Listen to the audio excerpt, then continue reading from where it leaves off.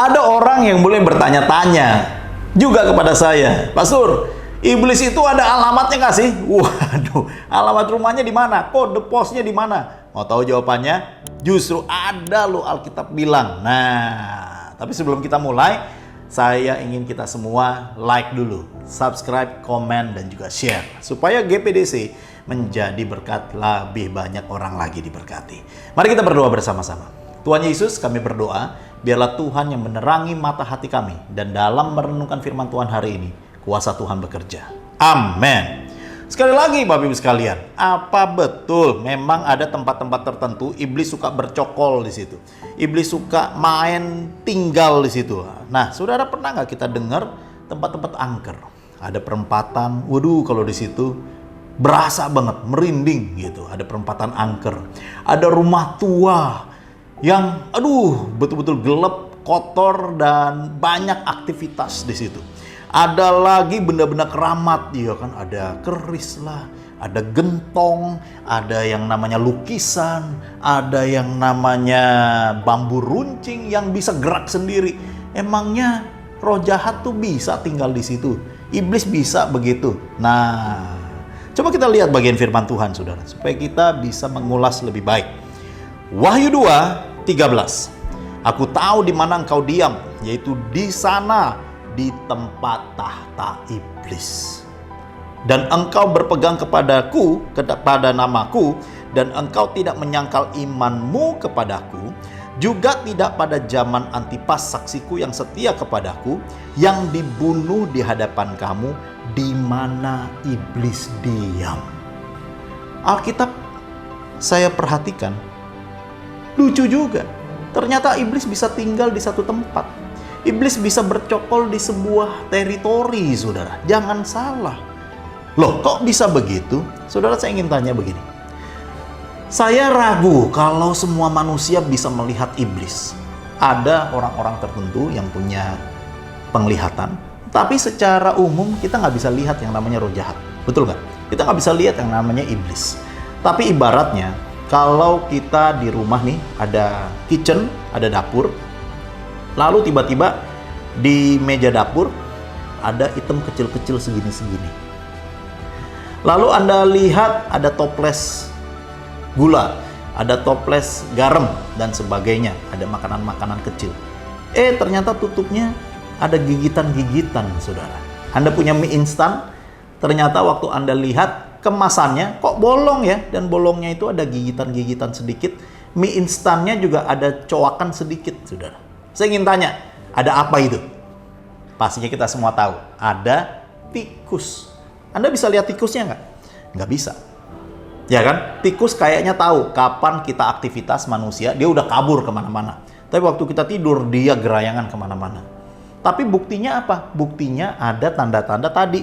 Ada gigitan, ada kecil-kecil hitam-hitam, ya kan, kotoran tikus, dan juga ada semua yang kita tahu ini pasti ada aktivitas di sini. Nah, demikian juga dengan roh jahat, saudara. Seringkali kita nggak bisa lihat wujudnya, tapi kalau kita bisa lihat ada tempat angker, kita lihat ada satu tempat bulu kuduk berdiri, kita lihat ada barang-barang yang bisa bergerak-bergerak sendiri, itu adalah tanda-tandanya ada aktivitas roh jahat di situ. Nah, ada satu, misalkan kita tinggal di satu kota, kita masuk ke sebuah hotel, ke sebuah ruangan, tiba-tiba entah kenapa ketindihan. Nah, ada yang pernah nggak ketindihan? Ketindihan lalu mimpinya buruk. Ada aktivitas sesuatu, kita nggak bisa lihat, tapi kita bisa tahu. Jangan kita bodoh dan naif, saudara. Nah, saya ingin bilang bahwa tempat-tempat itu harus dibersihkan. Lah, di mana saja sekarang iblis bisa tinggal dan iblis bisa bercokol. Iblis suka disembah. Iblis suka dipuja. Nah, saya ingin berikan ciri-ciri orang, tempat yang biasanya iblis bercokol. Yang pertama, iblis akan bercokol di tempat yang banyak dosanya, saudara. Ya kan? Kalau tempat orang mabok-mabokan di situ. Kalau orang suka berbuat mesum di situ. Iblis suka tinggal di situ, saudara. Kenapa? Yang diganggu adalah orangnya, bukan masalah tempatnya. Kalau ada tindakan-tindakan kriminal, pembunuhan, ada tindakan-tindakan yang di luar susila terjadi di satu tempat, penganiayaan, maka iblis akan bercokol di situ. Kenapa? Bukan dia suka dengan tempatnya, tapi dia suka mempengaruhi dan merasuki orang-orang yang dipakai oleh iblis untuk melakukan apa yang menjadi tujuan iblis. Yang kedua, iblis suka mencengkeram orang-orang yang hatinya busuk, penuh dendam, penuh dengan angkara, ingin bunuh orang lain, ingin celakai orang lain, nggak punya hati nurani, nggak punya belas kasihan. Hati-hati, saudara. Karena itu saya katakan, iblis bukan masalah tempat, tapi iblis suka merasuki seseorang yang punya hati dendam. Yang ketiga, iblis ada di tempat-tempat kriminal, apalagi ritual, saudara. Kita orang Indonesia suka sekali yang namanya ritual. Semakin ritual itu dilakukan, saudara, kita sebetulnya sedang mengundang roh-roh dunia ini untuk berkuasa dan bercokol di situ. Itu sebabnya ada tempat-tempat yang disebut angker, tempat-tempat yang ternyata banyak kecelakaannya. Karena apa? Karena ternyata dikasih sesajen, saudara. Ya, iya kan? Dikasih sesembahan-sesembahan. Iblis bukan suka sesajennya, iblis bukan suka tempatnya, tapi iblis suka sekali dengan orang-orang yang punya hati ingin menyembah dia. Nah, hati-hati. Iblis suka merasuk orang. Bagaimana kita melawannya? Yang pertama, bersihkan dirimu dari dosa. Yang kedua, melekat sama Tuhan, saudara. Jangan bikin yang aneh-aneh. Yang ketiga, tetap hidup di dalam terang. Dan yang keempat, angkat pujian penyembahan. Menyembah sama Tuhan, dekat sama Tuhan, otomatis iblis kabur, otomatis roh jahat berhenti, otomatis semua tuh, ya, kalau misalkan ada tempat-tempat Anda, misalkan di kantor, di rumah, di belakang rumah, ada kepala, nggak ada kaki, tapi nggak ada kepalanya, muncul-muncul, terus ada bunyi lagi, hihihi, kuntilanak, muter-muter di sana.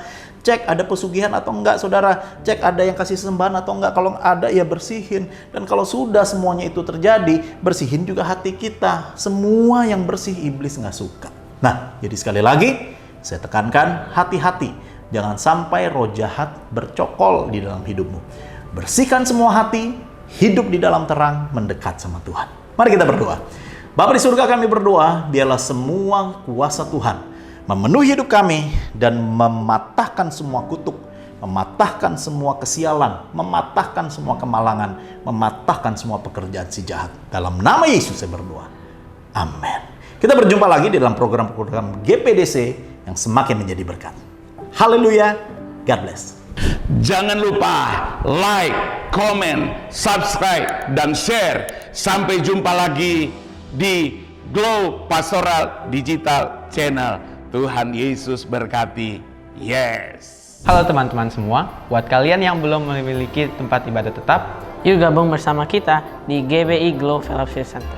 lokasinya ada di Glow Tamres, Glow Gading Marina, Glow BSD, Glow Dynaplus, Glow Depok, Glow Majestic, dan Glow Cibubur. Kita tunggu kehadiran kalian. Tuhan Dan Yesus Yesus memberkati. memberkati. Amin. Amin.